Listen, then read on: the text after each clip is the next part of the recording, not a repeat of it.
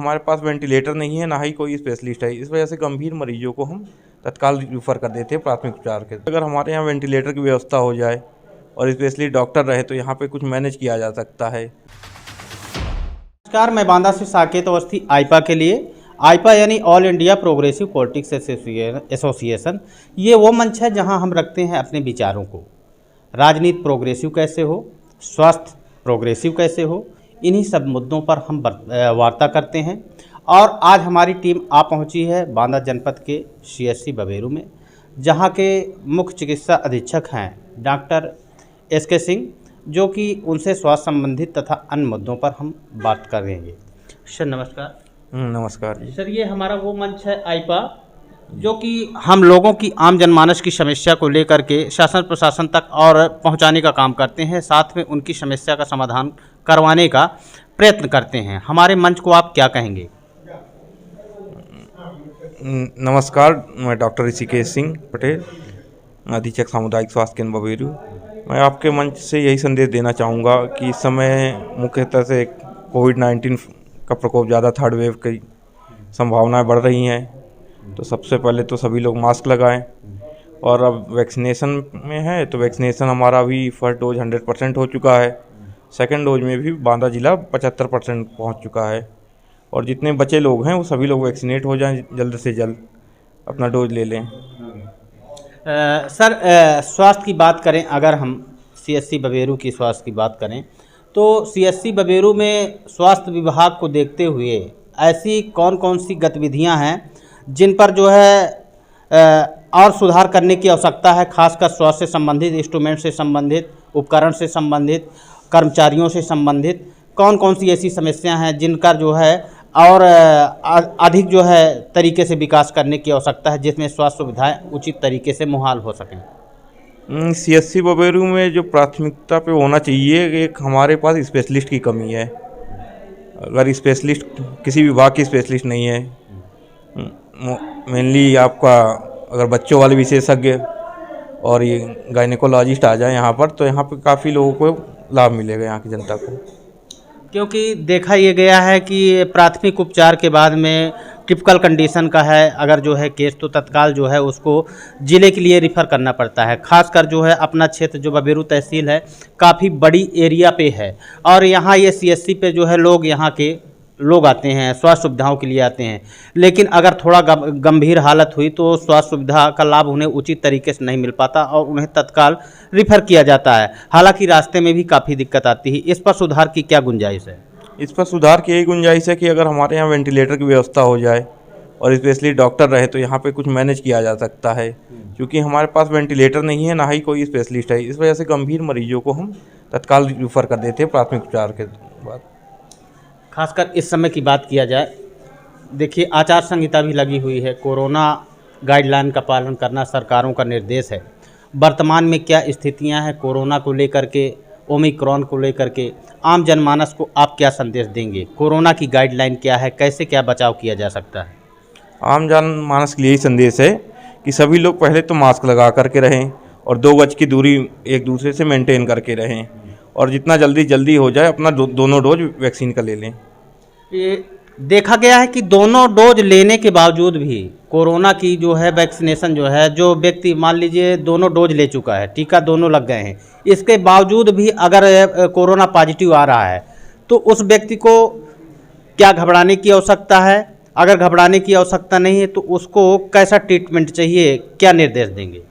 अभी तक जो भी दोनों डोज ले चुका है उसमें माइल्ड सिम्टम आ रहे हैं, बस उसे हॉस्पिटलाइजेशन की आवश्यकता नहीं पड़ रही। होम आइसोलेशन में मेडिकल के द्वारा वो सही हो जा रहे हैं। अभी तक किसी में भी सीवियर सिम्टम नहीं आए हैं कि उसे हॉस्पिटलाइजेशन की आवश्यकता पड़े। और ओमिक्रॉन क्या है सर? ओमिक्रॉन से लोग जो है भय खा रहे हैं कि तीसरी वेव कोरोना की आ रही है, ओमिक्रॉन भी आ रहा है। ओमिक्रॉन, लोग सोच रहे हैं कि अभी दूसरी वेव से हम लोग निपटे नहीं और तीसरी वेव आ रही है, उसके लिए सतर्क रहने के लिए लोगों को क्या संदेश देंगे? ओमिक्रॉन देखिए कंटेजियस ज़्यादा है, उसमें डेथ रेशियो काफ़ी कम है। सेकेंड वेव के अगर आप तुलना करेंगे तो इसमें ओमिक्रॉन में काफ़ी कम मृत्यु दर है, बस ये फैलता बहुत तेज़ी से है। खासकर जो है छोटे बच्चों की बात करें अगर हम, जो कि 0 से 7 साल 10 साल तक के बच्चे हैं। इस समय काफ़ी कोल्ड हीट भी था और ठंडी भी पड़ रही थी। बच्चों को अगर नॉर्मल सर्दी जुकाम खांसी भी आ रही है तो उनके पेरेंट्स ये घबरा जाते हैं कि कहीं ये कोरोना पॉजिटिव तो नहीं हो गया, इफेक्टेड तो नहीं हो गया। उसके लिए घरेलू नुस्खे क्या हैं, क्या सलाह है, स्वास्थ्य से संबंधित क्या सलाह है? स्वास्थ्य से संबंधित यही सलाह है कि अगर सर्दी जुकाम बुखार होता है तो हल्का गुनगुना पानी बच्चों को भी दे और तुरंत तत्काल प्रभाव से स्वास्थ्य विभाग में संपर्क करें, जिससे कि हम उनको समय रहते दवाइयों की किट उपलब्ध करा सकें। अच्छा, जो एजेड लोग हैं, 60 साल से ऊपर हैं, क्या उन पर कोरोना का संक्रमण ज़्यादा हावी है? अगर वो इफ़ेक्टेड होते हैं तो क्या मृत्यु दर अधिक होती है उस पे? नहीं, ऐसा तो अभी तक किसी स्टडी में नहीं आया है कि 60 साल के ऊपर वालों की मृत्यु दर ज़्यादा हो। मृत्यु दर काफ़ी कम है कोरोना का, लगभग 1.3% है। अच्छा, नहीं तो इसमें जो है एज का बाउंडेशन भी होगा कि इतने वर्ष के लोग जो है ज़्यादा प्रभावित अगर टच पे आते हैं कोरोना के। समझिए कि अगर यंग व्यक्ति है उसको अगर हुआ और उसकी इम्यूनिटी पावर स्ट्रांग है तो वो तो जो है लड़ लेगा, लेकिन अगर एजेड व्यक्ति है समथिंग जो है 45, 50, 55, 60 तो उसके लिए जो है क्या बचाव के साधन है, उनको कैसे जो है परहेज करना चाहिए? नहीं, बचाव के साधन तो सबके लिए एक ही है, मास्क लगाना है, सैनिटाइजर का यूज़ करना है और 2 गज की दूरी मेंटेन करनी है। और बाकी जो कोमॉर्बिड पहले से है, जैसे डायबिटिक है, कार्डियक पेशेंट है, हाइपरटेंशन है, तो उनमें थोड़ा सा ज़्यादा इफेक्टिव रहता है ये। CSC बबेरू की ही बात की जाए, आप यहाँ के मुख्य चिकित्सा अधीक्षक हैं।